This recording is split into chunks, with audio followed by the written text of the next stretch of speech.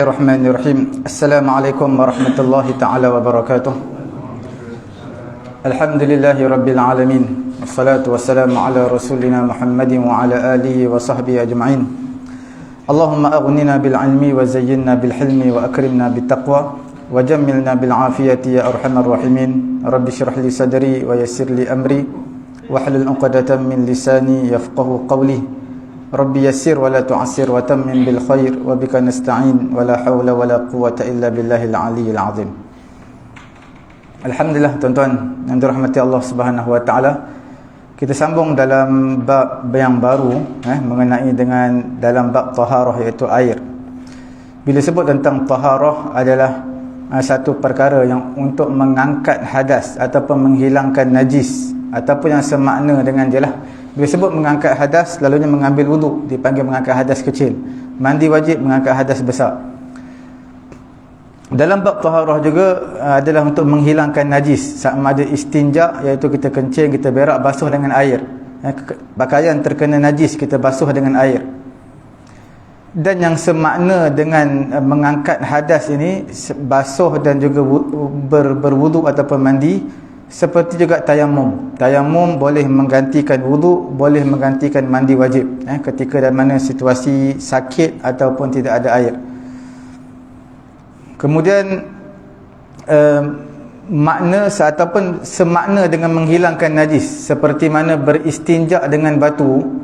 Istinja dengan batu menghilangkan najis juga, tapi dia tak menghilangkan najis. Kita kencing, kita lap, tekap dengan tisu kemaluan kita sebanyak 3 kali, kita tekap di tempat yang berlainan. Dia tak menghilangkan najis. Kesan najis tu masih ada, tapi itu najis yang dimaafkan. Dan bila sebut tentang taharah juga, dia adalah yang menggambarkan gambaran mengangkat hadas. Gambaran mengangkat hadas adalah seperti mandi sunat, wuduk yang diperbaharui, dipanggil tajdidul wuduk. Sebab mengambil wuduk ketika nak sembahyang wajib, tetapi bila mana nak mentajdid, nak memperbaharui wuduk sudah ada, dia memperbaharui, hukumnya sunat. Dan juga membasuh anggota wuduk, basuhan kedua, ketiga, itu juga sunat. Bukan untuk mengangkat hadas besar, bukan untuk mengangkat hadas kecil. Basuhan kedua, ketiga, setiap anggota wuduk dia bukan untuk mengangkat hadas. Mengangkat hadas hanya basuhan pertama sahaja. Kemudian di antara bentuk-bentuk taharah, suci ini, ada yang berbentuk mengambil wuduk, ada yang dengan cara basuhan, ada dengan cara tayamum, ada dengan cara mandi, ada dengan cara menghilangkan najis. Ini semua bentuk-bentuk ataupun cara-cara untuk menyucikan taharah. Wasail antara perantaraan taharah, di antaranya air untuk membersihkan, kemudian tanah ataupun kita panggil pasir ataupun tanah yang berdebu untuk tayamum, dan juga beberapa alat untuk kita sertu. Sertu maknanya samak kulit haiwan. Dia ada alat-alat yang tertentu ataupun bahan-bahan yang tertentu. Kemudian batu istinja, batu tersebut adalah yang dapat menghilangkan najis. Mana benda tu keras dan juga suci, dan benda tadi tidak ada mengandungi kalimah-kalimah Allah atau benda-benda yang mulia. Itu batu, ataupun kita panggil seperti tanah liat lah, tanah liat.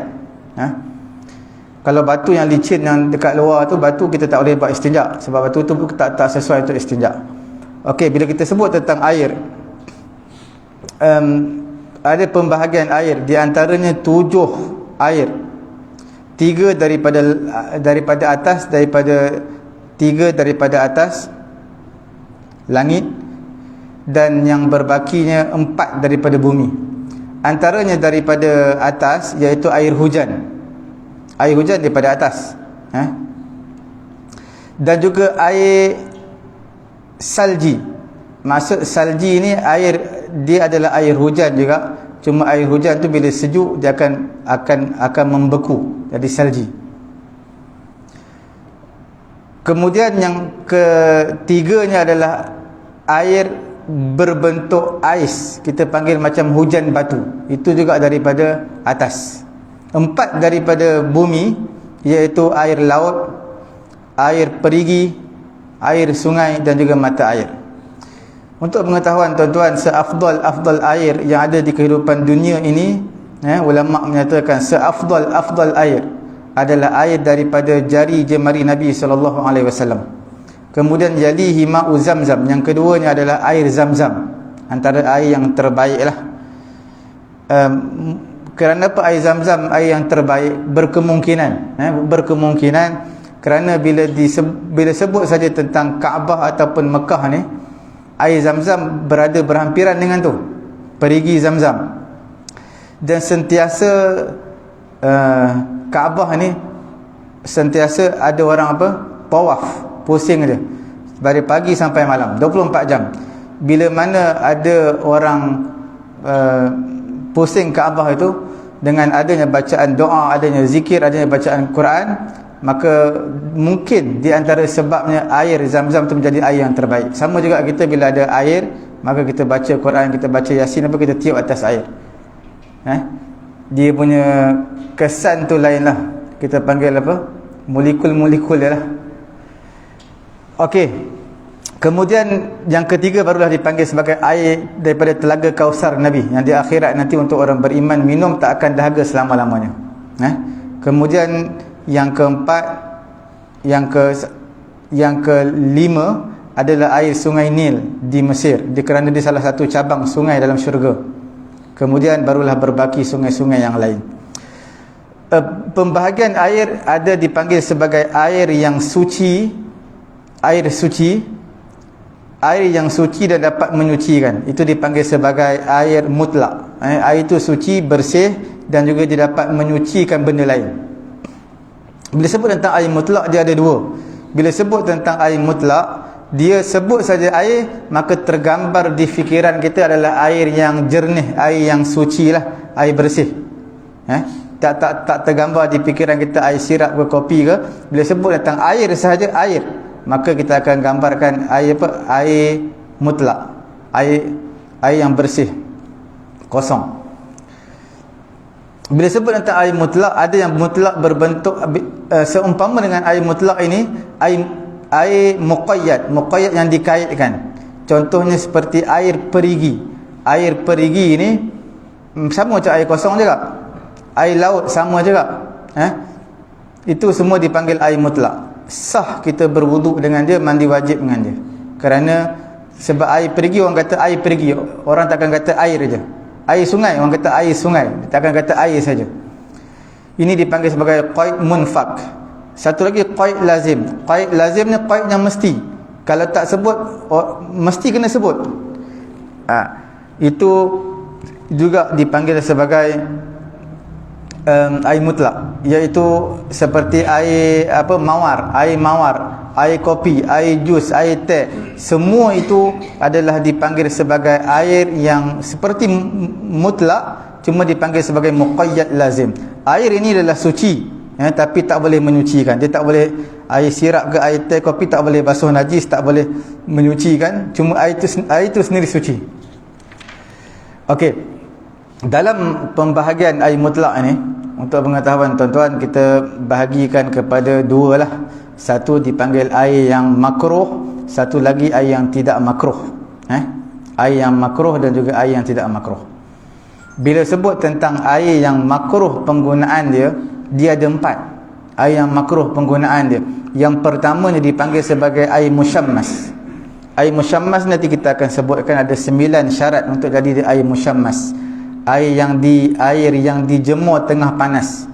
Sebab apa air ni makruh? Kerana dikhawatiri akan ditimpa penyakit sopak. Itu dipanggil air musyammas. Jadi 9 syarat. Cukup 9 syarat ni barulah jadi air musyammas. Kalau tak cukup 9 syarat, ada 8 ataupun 7 syarat, maka tak cukup 9, maka tak boleh jadi air musyammas. Yang keduanya makruh untuk menggunakan air air yang bersangatan panas, air tersebut panas sangat, jadi itu pun makruh. Sebab apa? Sebab dia menghalang kesempurnaan wudu. Bila kita nak ambil wudu air panas, maka kita tak wudu dengan sempurna, makruh. Ataupun air tersebut air yang bersangatan sejuk, itu juga makruh sebab dia menghalang kita untuk mengambil wudu dengan sempurna. Dan seterusnya adalah air di kawasan tanah ataupun kawasan yang satu kaum pernah dimurkai oleh Allah Subhanahu wa taala. Kita ambil wudu di kawasan tersebut hukumnya makruh. Macam kaum Samud, kaum Lut ke apa, kita ambil wudu di kawasan ataupun di kawasan kaum yang pernah dibinasakan oleh Allah, maka hukumnya makruh. Hukumnya adalah makruh. Sebab Nabi bila mana melalui kawasan yang pernah ditimpa azab, kaum yang pernah ditimpa azab, Nabi akan cepatkan perjalanan, mengambil wudu di tempat tersebut ataupun di kawasan tersebut, hukumnya adalah makruh. Dan seterusnya adalah mengambil wudu daripada air yang tenang.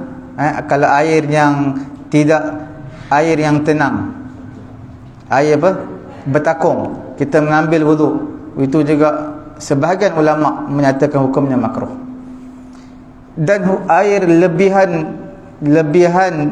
wudu ataupun lebihan air daripada perempuan mengambil wudu dari satu baldi, kemudian dia pas kat kita ambil pula daripada baldi tersebut. Tapi bukannya kita basuh anggota wudu dalam tu, kita ambil air, cedok, basuh kat luar lah, ambil wudu. Itu juga sebahagian ulama menyatakan makruh. Perkara ini ada khilaf lah di kalangan ulama, makna perbezaan di kalangan ulama. Ada yang kata makruh, ada yang tak kata, mengikut pendapat majoriti di kalangan ulama tidak makruh. Sebab Nabi kata air ni tidak dapat menjadi apa, menjadi junub. Sebab ada satu kisah, isteri Nabi mandi wajib, kemudian air lebihan tu Nabi mengambil wudu. Maka Nabi kata air ni tidak menjadi junub lah. Makna air tadi suci. Okey.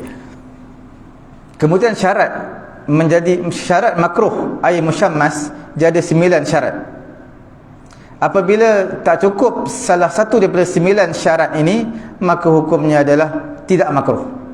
Syarat yang pertama adalah dia dijemur di panas terik matahari. Dia bukan kita panaskan, dia adalah daripada kesan terikan matahari. Itu yang pertama, bukan kita panaskan. Yang kedua adalah untuk jadi air itu air musyammas lah. Yang kedua adalah digunakan ketika mana panas. Kita ambil wudu ketika air tadi air panas. Kalau air tadi dijemur bawah cahaya matahari kemudian dah sejuk, itu tak jadi masalah.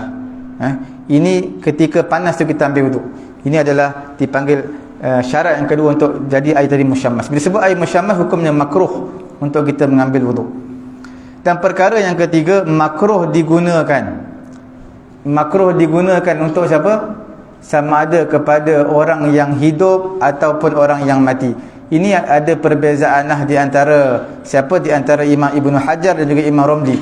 Imam Ibn Hajar menyatakan tidak makruh kalau digunakan untuk mayat, ambil wuduk mayat ke mandi kepada mayat, tidak makruh. Adapun pendapat Imam Romli kata makruh, tak ada beza orang hidup orang mati, hukumnya adalah makruh. Kemudian yang keempatnya adalah dia dibuat daripada besi. Bekas air yang dijemur tadi adalah daripada besi ataupun daripada tembaga ataupun daripada timah. Tembaga timah ni macam kita duk masak lah, periuk yang kita masak tu, sama ada daripada tembaga atau timah. Kita letak air dalam tu, kita jemur. Itu yang dikatakan adalah makruh. Besi pun sama makruh. Sekiranya daripada bekas emas ataupun perak, itu tidak makruh. Sebab apa? bukan sekadar emas dan perak, sekiranya daripada tembikar pun tak makruh, sebab dia tak menyebabkan membawa penyakit sopak. Sebab bila jemur dengan bekas-bekas yang disebutkan tadi, timah ke, tembaga ke, besi ke, dia air yang terjemur di bawah terikan matahari, dia akan keluarkan bau yang agak busuk sikit, kesan-kesan daripada besi ataupun timah ataupun tembaga tadi. Itu yang menyebabkan, ulama katalah menyebabkan, boleh menyebabkan penyakit sopak. Kemudian yang kelimanya adalah pada waktu yang panas.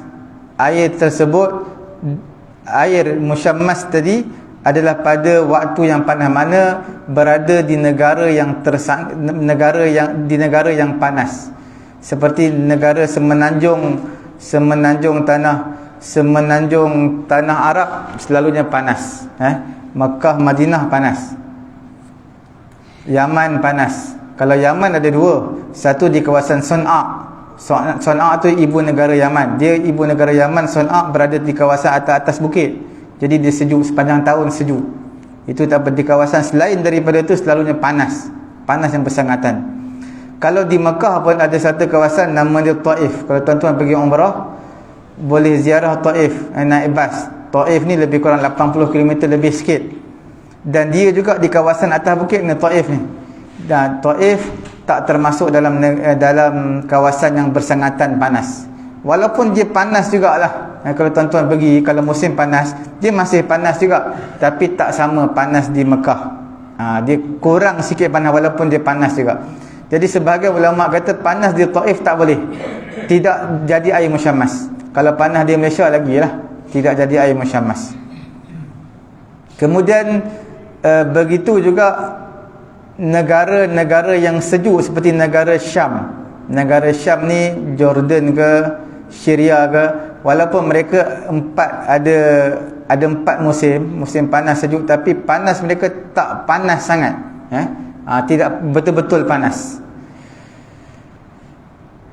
Maka negara-negara yang panas biasa ataupun yang tak panas sangat, maka tak jadi air musyammas. Air musyammas ni yang betul-betul panas. Bila betul-betul panas, Mekah, Madinah yang betul-betul panas, tuan-tuan jalan pun dah rasa macam bahang api. Itu barulah air yang jemur di bawah cahaya, bawah terikan matahari itu dipanggil sebagai air musyammas, hukumnya makruh. Kemudian air tersebut adalah air daripada matahari. Air tersebut adalah daripada matahari, bukan air yang dipanaskan. Bila air daripada terikan matahari, yang daripada bekas yang disebutkan tadi, timah ataupun besi ataupun tembaga, maka dia akan menyebabkan penyakit sopak lah, ulama kata. Kemudian yang keenam, digunakan makruh tu, air musyammas digunakan di badan. Kalau di pakaian tak makruh. Kita guna air musyammas untuk basuh baju, untuk basuh najis yang kena pada baju kita, tak apa. Tapi kalau nak basuh kencing ataupun berak kita, tapi kena kulit kita lah. Bila basuh kencing berak kena kulit kita, itu ulama kata makruh pada mana-mana anggota badan. Walaupun untuk minum makruh, kerana dia seperti yang kita bagi tadi, boleh menyebabkan penyakit sopak. Sama ada untuk orang yang hidup ataupun orang yang mati, sama ada begitu juga manusia ataupun bukan manusia, haiwan, tetap makruh sebab dia panas, air panas. Dan seterusnya, syarat yang ketujuh, dia mendapati air lain. Air lain ada, tapi saja nak ambil air yang dijemur di bawah terikan matahari, itu yang makruh. Kalau tak ada dah air lain, air itu je ada, itu tidak makruh. Kemudian yang ke-8-nya adalah waktu masih luas. Kalau waktu zuhur kan panas, dan air yang ada pun air jemuran daripada terikan matahari itu, makruh. Sekiranya waktu masih luas, sebab zuhur tu kan panjang, ada 3-4 jam. Jadi kita tak apa, kalau rasa panas, kita ambil air tadi, kita tunggu dia sampai sejuk. Simpan dalam rumah ke sampai satu jam ke, dia sejuk, dah reda sikit, baru kita ambil air tadi, ambil wuduk. Itu tidak makruh. Kalau tengah-tengah panas tu kita ambil, maka hukumnya makruh. Dan syarat yang terakhir, sekiranya tidak pasti kemudaratan dia, ataupun dia sangka akan beri mudarat tapi tak pasti. Sekiranya pasti dengan air ni memberi kemudaratan pada kulit dia, maka pada ketika itu hukumnya haram. Sekiranya dia pasti kalau dia ambil air daripada guna air musyammas ni akan memudaratkan kulit dia, hukumnya haram. Kalau dia tak pasti, dia sangkaan dia, itu hukumnya makruh. Semua 9 lah. 9 syarat ni, sekiranya lengkap 9 syarat, maka barulah jadi air tersebut air musyammas. Sekiranya tidak, maka tak jadi air musyammas. Maka bila tak jadi air musyammas, tidak makruh mengambil wuduk daripadanya. Imam Nawawi rahimahullahu ta'ala menyatakan air musyammas ini tidak makruh. Imam Nawawi, dia berbeza dengan pendapat Imam Asy-Syafi'i. Imam Asy-Syafi'i yang masyhur perkataan dia kata la akrah al-ma' asy-syams illa min jihati tib. Dia kata aku tak suka mengambil air musyammas ni yang dijemur, yang di bawah terikan matahari, melainkan atas tujuan perubatan saja. Maka Imam Nawawi menyatakan walaupun Imam Syafi'i tak suka, tetapi dia menyatakan tak makruh air musyammas. Pendapat Imam An-Nawawi sahaja. Pendapat yang lain menyatakan, ulama Syafi'i yang lain menyatakan makruh. Sebab apa Imam Nawawi kata tak makruh? Kerana sandarannya tidak kuat. Sandaran hadis mengenai air musyammas tidak kuat. Kemudian air musta'mal, bila kita sebut tentang air musta'mal, ada 4 air musta'mal. Air musta'mal ni suci ke tidak suci? Dia suci pada diri dia, tapi tak boleh menyucikan benda lain. Contoh air, lepas kita ambil wuduk basuhan pertama muka, air yang jatuh daripada muka kita, ambil wuduk basuhan pertama, air tersebut suci, tetapi tak boleh menyucikan benda lain. Maknanya tak boleh guna untuk ambil wuduk sekali lagi, tak boleh guna untuk basuh kencing ataupun basuh apa-apa najis. Sebab air tersebut, air musta'mal adalah suci, tetapi tidak boleh menyucikan benda lain. Tak boleh basuh najis, tak boleh ambil wuduk, tak boleh basuh kencing. Okey. Syarat air musta'mal ni ada 4. Air musta'mal ini apa? Bila sebut air musta'mal, makna musta'mal ini adalah air yang telah digunakan. Musta'mal dalam bahasa Arab, al-musta'mal maksudnya yang digunakan, yang telah digunakan. Syarat air musta'mal ada 4. Yang pertama, air tersebut adalah air yang sedikit, air kurang daripada 2 qullah. 2 qullah ni yang kita sebutkan pada minggu yang lalu. Setiap pejabat mufti, pejabat mufti setiap negeri dia berlainan tau. Kalau di negeri Melaka, dia menyatakan bersamaan dengan 162 lebih lah, 62.7 macam tu, 163 lah kita kata, 163 kilo air tu, kilo. Sepatut air kita tak timbang kilo, kita timbang liter sepatutnya air. Kalau minyak pun, kalau kita beli kilo je kat minyak, 1 kilo, 5 kilo. Air ni selalu liter. Susu ke, kita beli susu segar ke apa, dia ikut liter. Tapi pejabat mufti dekat Melaka, pejabat mufti negeri Melaka, dia kata 162.7 macam tu lah. Kita ambil 163 kilo. Itulah cukup apa tu? Cukup 2 qullah. Air 163 kilo. Macam mana dia kata 163 kilo? Dia kata 60 cm darab 60 cm darab 60 cm. Maknanya 60 cm panjang darab 60 cm lebar darab 60 cm tinggi. Kalau bekas, mana bekas? Ini cawan ni bentuk bulat. Kalau dia bentuk petak, maknanya daripada sini 60 cm, daripada sini lebar 60 cm, tinggi 60 cm. Daripada sini panjang 60 cm, daripada sini lebar 60 cm, daripada tinggi pun 60 cm. Itu kita panggil sentimeter padu. 60 kali 60 kali 60 Jawapan dia berapa? 216,000. Betul 216,000 kan?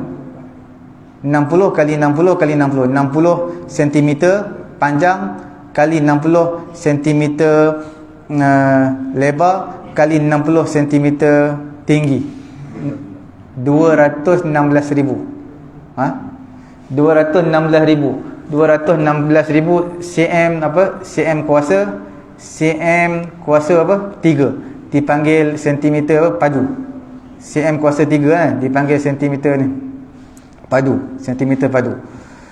Bersamaan juga dengan sentimeter padu ni sama dengan 216,000 mililiter. Mililiter dengan sentimeter apa? Padu sama lah. Sentimeter kuasa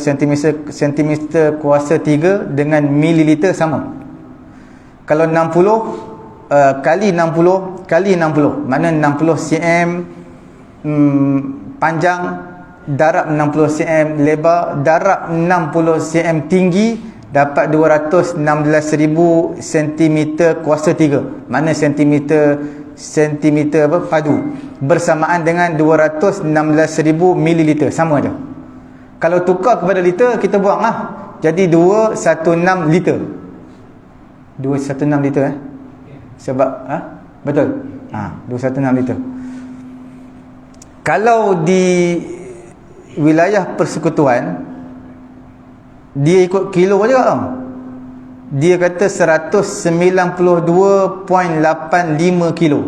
192.85 kilo. Bersamaan dengan 1/4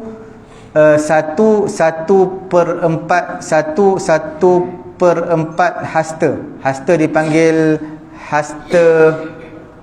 hasta padu. 1/4 hasta padu. Apa maksud 1/4 hasta padu? Maksudnya sebut satu hasta daripada hujung jari sampai sinilah, sampai bahu kita ni. Daripada hujung jari sampai bahu kita satu hasta. Kemudian tambah lagi 1/4 hasta. 1/4 hasta daripada hujung jari sampai sini kita bahagi 4 lah. 1, 2, 3, 4. Kita bahagi 4. Kita ambil 1/4. Mana daripada 1/4 hasta kita bagi 4, kita ambil 1 je. Itu dipanggil 1/4 hasta. Jadi maknanya 1 hasta tambah sikit lagi 1/4 hasta. Padu. Mana 1/4 hasta padu sama. Maknanya dari segi panjang pun, panjang 1 hasta lebih sikit 1/4 hasta. Dari segi lebar pun sama, ukur 1 hasta tambah lagi 1/4 hasta, sikit lagi tambah. Tinggi pun sama juga. 1/4 hasta. Mana kalau kolah, kita ukur lah panjang dia, tengok lebih tak. Kalau 1,5 hasta kira okey lah. Kalau dalam 1,5 hasta kira okey lah. Kemudian lebar 1/4 hasta kira okey lah. Jadi makna cukup lah air 2 kulah. Bersamaan dengan 192.85 kilogram. 216 dari Ustaz, dia sudah kilo 216 apa? Kilo ke liter? Padu. Kilo. Padu. Oh, 216. 216 tu sama dengan 163 kilo. So dia 2 kolak saja dia. Cukup 2 kolah. Mengikut Jabatan Mufti Negeri Melaka. Sebab dia tak ada ukuran yang tetap lah sukatan dia. Sukatan tak ada sukatan tetap. Apa dia kata ni? 2 liter jadi 21 liter. Yang mana? 60 darab 60 darab 60. Liter. Liter. Mililiter. Bukan 2.16. 216. 21 liter perpuluhan 6. Itu untuk yang 60 kali 60 kali 60. Bukan 216 liter. 216 liter. 216 liter. Ya, ya. Yang pakai komersial. Dia sebab 260 darab 60 darab 60 jadi 216,000 kan? Betul. Kan? 216,000 Kalau tukar ke mililiter. mililiter, kalau tukar kepada Kita bagi 10 jadi sentiliter. sentimeter, Kalau kita bagi 10, kita bagi 100. bagi satu So, bila kita bagi 100, jadi 21,6 liter. Tak tadi. 216 tu dia memang 216 liter. Dah liter dah. saya rasa 216 liter. Saya rasa 216 Liter. liter. Liter.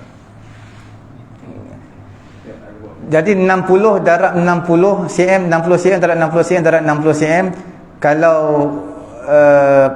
Kalau kita sukat dengan kalau kita timbang kilo, jadi 163 kilo.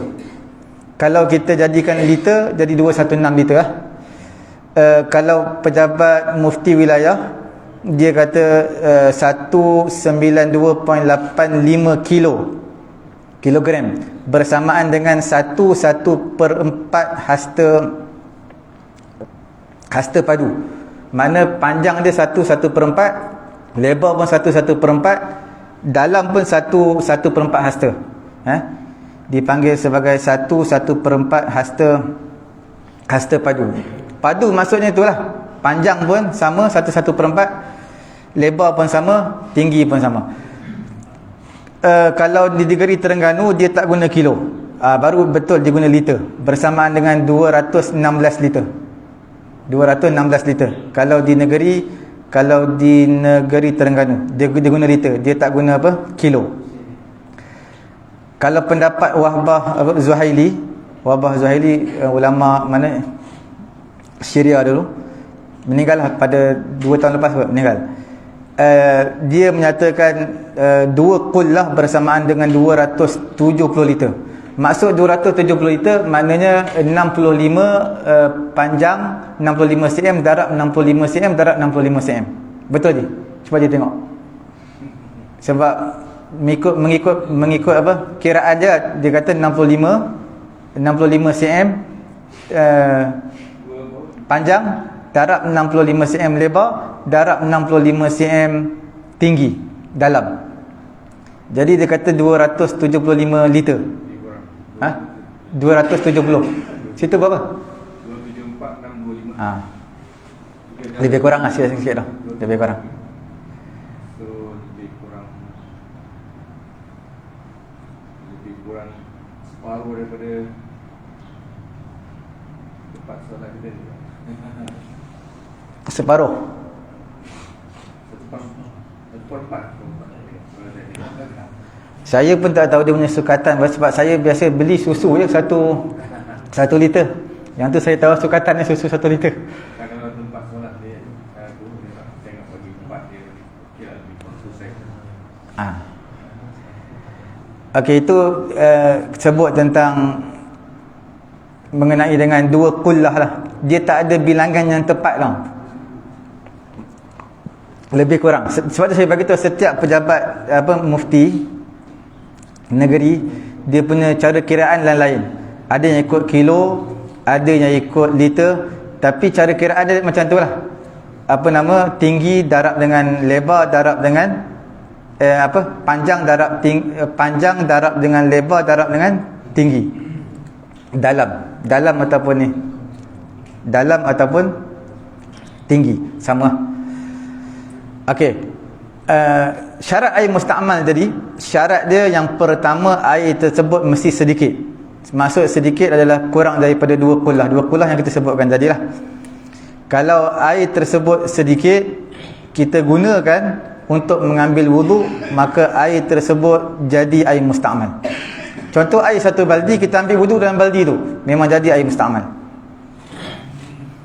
Satu jadi perbincangan kalau kita air tu satu baldi, dia memang air mutlak lah. Jadi kita bila kita duduk, kita percikap pencerahan air tu masuk situ kan. Jadi air yang tu dah jadi mustahil tu tidak. Air yang percik tu kalau sikit tak apa. Mana air tu kita kita anggap dia seperti titisan sirap. Kalaulah yang terpercik tu lebih kurang 3-4 titik. 3-4 titik tu kalaulah sirap 3-4 titik terjatuh dalam tu, berubah tak warna? Kalau tak berubah sebab sikit tak apa. Jadi kalau kesan daripada kita ambil wuduk tadi, menitik dalam baldi tadi mungkin dalam 10 titik banyak. Kalau 10 titik, kalau kita titikkan sirap 10 titik, berubah tak air dalam baldi tu? Kalau berubah maka makna jadi air musta'mal. Kalau sikit tak apa.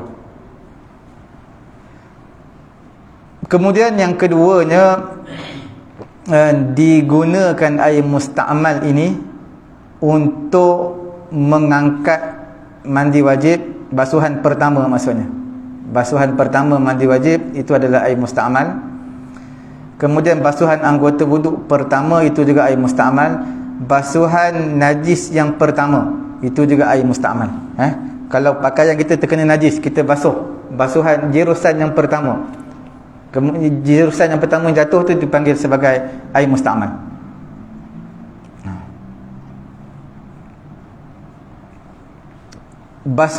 Walaupun budak kecil yang ambil wuduk, budak umur 8 tahun ambil wuduk, sebenarnya budak kecil umur 7-8 tahun ambil wuduk, dia tak ada kewajipan untuk ambil wuduk. Sebab mengambil wuduk ini wajib pada basuhan pertama untuk orang mukallaf. Maksud mukallaf yang baligh, yang baligh. Tapi budak-budak 7-8 tahun belum baligh dan dia tak ada kewajipan untuk ambil wuduk. Bila dia basuhan pertama muka, tangan, maka air tersebut tetap jadi air musta'mal, walaupun dia tak ada kewajipan pun ambil wuduk sebab dia budak-budak. Tapi bila mana dia basuh muka, mengambil wuduk, dia niat ambil wuduk, basuh muka, basuhan pertama jadi air musta'mal. Begitu juga dalam mazhab Hanafi. Orang dalam mazhab Hanafi dia tak perlu niat. Dalam mazhab Hanafi ambil wuduk tak perlu niat. Jadi tuan-tuan basuh muka, tangan semua tak perlu niat. Dan dalam mazhab Hanafi juga tak perlu tertib. Dalam mazhab Hanafi juga tidak perlu niat. Jadi basuh muka, basuh tangan, basuh kepala, basuh kaki, habis. Tak perlu niat. Jadi walaupun dia tak niat, tapi basuhan pertama muka tetap dianggap sebagai musta'mal. Sebab dalam mazhab Hanafi niat bukan satu syarat, bukan satu perkara yang mesti. Untuk wuduk. Sembahyang pun sama juga. Basuh kaki dulu. Macam mana? Basuh kaki dulu, basuh tangan. Boleh? Dalam mazhab Hanafi boleh? Boleh buat. Tak boleh lah.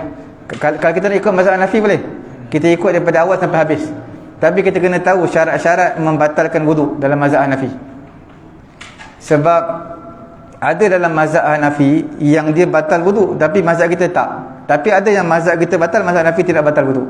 Contoh menyentuh kemaluan. Sentuh kemaluan, mazhab Syafi'i kita batal wuduk. Dan mazhab lain pun batal. Melainkan mazhab Hanafi tak. Tidak batal wuduk. Kemudian kalau keluar darah daripada anggota badan kita, bekam ke apa ke, keluar darah, bukan batal semayang, wuduk tu batal dalam mazhab Hanafi. Dalam mazhab Syafi'i kita tak. Jadi kalau kita nak ikut mazhab Hanafi, boleh ikut daripada awal sampai habis lah. Mana kalau semayang zuhur kita ambil wuduk, kita nak ambil wuduk, kita nak semayang zuhur ikut mazhab Hanafi, ikut daripada awal sampai habis. Lepas tu semayang asar nak ikut mazhab Syafi'i, ikut daripada awal sampai habis. Masuk awal sampai habis tu, daripada awal wuduk sampai habis semayang, dua-dua sekali. Lepas tu maghrib kita nak ikut mazhab lain pula boleh. Tapi tuan-tuan kena tahulah apa yang perkara wajib dia, ada apa yang perkara yang membatalkan semayang dia, perkara membatalkan wuduk, kena tahu.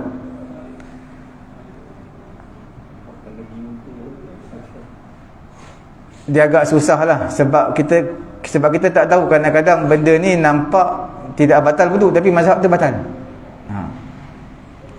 Kalau tak, dia akan jadi talfiq. Talfiq adalah perkara yang tidak dibenarkan. Mana talfiq ini menggabungkan dua mazhab dalam satu ibadat. Benda tu tidak dibenarkan lah. Maksudnya sentuh kemaluan pun sentuh, bekam pun bekam contohnya.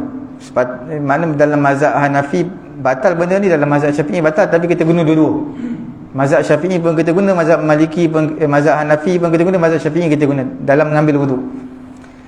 Jadi itu yang tidak dibenarkanlah, menggabungkan dua mazhab dalam ketika ambil wuduk ataupun ketika semayang. Kalau nak guna satu mazhab, guna sampai habis.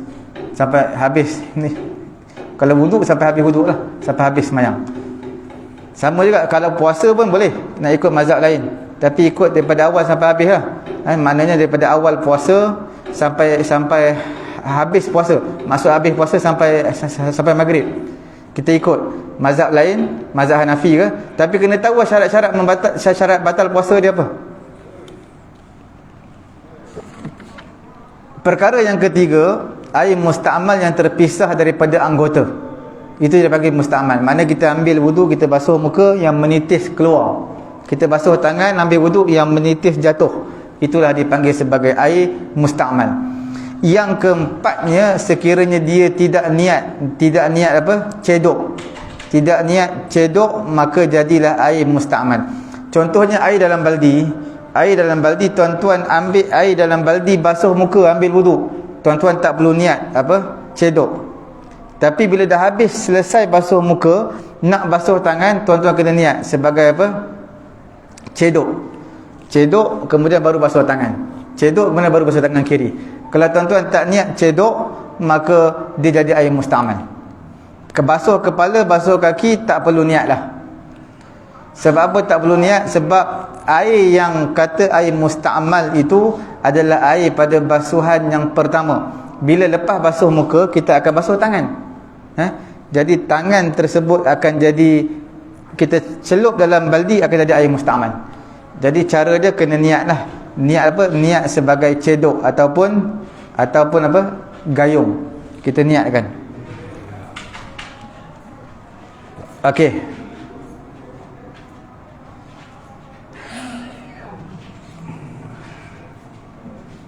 Boleh kemudian air mutlak. Hukum air mutlak apabila dia berubah. Okey, air mutlak ini apabila dia berubah dengan sebab sesuatu. Okey, untuk pengetahuan tuan-tuan, air mutlak ada yang berubah dengan sebab benda yang suci, ataupun dengan sebab benda yang bercampur, ataupun dengan sebab benda yang berjiranan dengan dia. Okey, contohnya air sekiranya bercampur dengan benda yang suci, maka dia juga akan jadi suci. Air bercampur dengan apa? Tanah, bercampur dengan daun. Jadi daun tadi jatuh atas air, berubah warna air jadi hijau, tak apa, sebab daun tu suci. Jadi bila berubah air yang suci, dia jadi suci juga. Tanah kan suci. Bila jatuh dalam air, berubah warna, jadi warna coklat, suci juga, sebab tanah tu suci. Tapi kalau jatuh najis, maka dia akan jadi najis. Jatuh najis akan jadi najis. Satu lagi, air yang mutlak, air yang suci, tapi dia bercampur dengan benda lain, maka hukumnya suci juga. Suci. Contohnya seperti mana kopi, sirap jatuh, hukumnya suci. Cuma kita tak boleh untuk mengambil wuduk dengan dia. Tapi air itu tetap suci, tak boleh ambil wuduk, tak boleh basuh najis. Satu lagi, air yang mana berjiranan, dia campur tapi dia boleh pisah. Contoh, air campur dengan minyak. Bila air campur dengan minyak, kita boleh pisahkan kan? Air campur dengan minyak, sebab minyak tu dia akan berbuih-buih macam tu, kita buang lah atas kalau campur dengan minyak lah. Walaupun berubah warna tak apa, sebab benda tu kita boleh pisahkan. Okey. Kemudian perubahan sekiranya, macam saya bagi tahu tadi, sekiranya air bercampur dengan sirap, bercampur dengan kopi, kalau sikit tak ada masalah. Makna perubahan berlaku warna, tapi perubahan tu sikit, tak apa. Tapi kalau betul-betul nampak kopi lah, nampak sirap lah, itu kita tak boleh guna untuk bersuci. Kalau ada perubahan sikit, mana sirap tumpah dalam tu sikit, nampak macam berubah warna sirap sikit lah, itu tak apa lagi. Tapi kalau nampak ini memang betul-betul sirap, itu tak boleh ambil wuduk lah. Itu perbezaan dia lah. Ada apa-apa soalan lagi ya? Ustaz tadi sebut pasal air musammas ni. Dia lebih banyak, saya tengok dia punya syarat tadi 9 syarat. daripada matahari kan. Daripada matahari. Kadang kita kat rumah pun panas juga, kadang-kadang sekali terlepas air panas tu. Dia tak ada faktor matahari. Rumah sendiri kan. Tapi dia terlepas dia panas. Dia kira mustamal juga tu. Dia bukan mustamal, dipanggil musyammas. Bukan, dia dipanggil sebagai air makruh. Kan kita bagi tadi air yang makruh untuk digunakan. Air yang makruh adalah air yang terlampau panas dan terlampau sejuk. Dia ada 4 tadi kita sebut. Apa dia tadi? Air yang terlampau panas, air yang terlampau sejuk, air yang daripada kawasan yang pernah kaum yang pernah dibinasakan, seperti kaum Samud ke kaum Ad ke kawasan tersebut ada air, kita ambil wuduk kawasan tu, ulama kata makruh. Kemudian air lebihan perempuan tadi tu, yang kata kita air dalam baldi ke, perempuan ambil wuduk tu, kita ambil wuduk pula air dia, itu sebahagian ulama kata makruh lah. Tapi pendapat mazhab Syafi'i kita tidak makruh. Dalam mazhab lain ada sebahagian kata makruh, sebahagian mazhab, majoriti kita tidak makruh, termasuk mazhab Syafi'i. Air musyammas pun termasuk air yang makruh. Bila air musyammas tu maksud air yang dijemur di bawah terikan matahari, itu dipanggil musyammas. Tapi kalau air yang bukan dijemur bawah terikan matahari, panas, sama ada kita panaskan air tadi ke apa, maka hukumnya makruh juga, tapi tak dipanggil air musyammas, tapi hukum makruh. Sebab apa makruh? Sebab dia menghalang kesempurnaan kita. Kita nak ambil wuduk dengan sempurna, dia akan menghalang kesempurnaan tu, sebab rasa sejuk sangat atau rasa panas sangat. Jadi hukumnya makruh, tapi dia bukan air musyammas. Air musyammas pun makruh, salah satu daripada air-air yang makruh. Tapi nak cukup musyammas, nak cukup syarat dia kena ada 9 syarat tadi.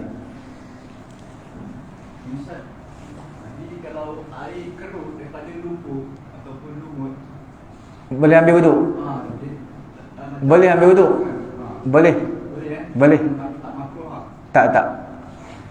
Air yang lumut, air apa nama tu, lumpur, kita boleh ambil wuduk. Sebab dia bercampur, tapi bercampur dengan benda suci. Mana bercampur dengan apa? Tanah bercampur tanah, dia suci, dia boleh ambil wuduk. Cuma warna dia lain, warna dia berubah. Macam air paip, dia kadang dia orang buat pembersihan, ada dia punya klorin tadi, color dia jadi berubah warna putih. Boleh dia ambil wuduk? Boleh. Boleh. Tak. Boleh ambil wuduk. Dia yang paling baik kita buka air tu, buka air sampai jernih baru kita ambil wuduk. Tapi kalau ambil guna air tu pun okey, boleh, tak jadi masalah apa. Air kalau misalnya anjing masuk dalam, Anjing apa jilat? Anjing masuk dalam. jatuh dalam. Kalau anjing jatuh, kita kena buang air tadi lah. Tak. Sekiranya air tadi sikit. Kalau air tu apa, banyak tak apa. Banyak lebih daripada 2 kullah, banyak. 2 kullah banyak tak apa, dengan syarat tidak ada perubahan pada warna, bau, rasa. Walaupun apa, anjing jatuh dalam tu, anjing jatuh ataupun apa, jilat ke, boleh. Boleh dengan syarat air itu lebih daripada 2 kullah, kemudian tidak ada perubahan pada warna, bau, rasa. Tapi kalau kita sentuh anjing tadi, jadi inilah najis lah. Mana kena 7 kali basuhan. 7 kali basuhan. Macam bau tadi sahaja dia dalam telaga tu, dia kadang ada terendam daun-daun. Tak apa, sebab dia bercampur benda-benda suci, boleh. Dia bau kan. Tak apa, bau tak apa. Tak apa. Kalau bau bercampur benda suci tak apa. Dia kalau perigi tadi, perigi yang dah berubah warna, walaupun air dia banyak tapi dah berubah warna sebab orang buang sampah, buang kotor-kotoran, buang tisu semua dalam tu, itu kita tidak boleh ambil wuduk lah. Sebab dia perubahan yang berubah warna, walaupun air lebih daripada 2 kul lah, sama ada bau dia ke, rasa dia dah lain ataupun warna lain. Sebab dia bercampur dengan sampah semua, sampah lah apalah semua sekali lah. Jadi kalau dah macam tu kita tak boleh guna untuk ambil wuduk. Tapi kalau bercampur dengan daun, rumput, itu semua tak apa, sebab benda suci. Air banjir boleh juga ambil wuduk, sebab dia banyak mengalir banyak, boleh, tak ada masalah, walaupun berubah warna sikit lah. Berubah warna tu disebabkan ni lumpur tanah, tak apa, lumpur tanah suci, boleh ambil wuduk air banjir pun.